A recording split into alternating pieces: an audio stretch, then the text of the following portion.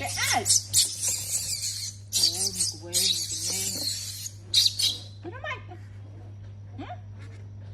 cái nó mày à đây cái ai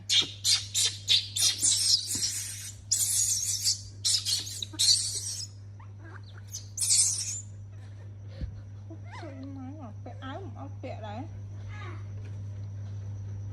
thôi gì nè thôi đi cổ ai bông bông à thôi sẽ bạn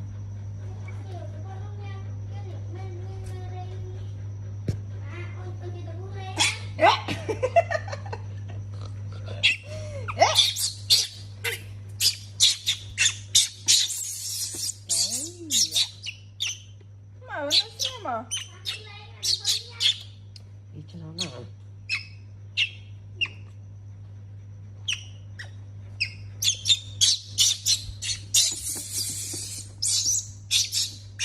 cái mắt rồi hả cái mắt rồi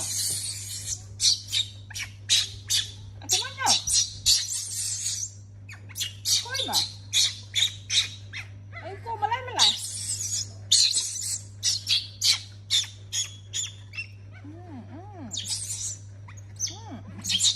Tôi sao vì mày bao khuôn bao pran thì bao mà lấy hả không mấy bao khuôn bao pran thì bao mày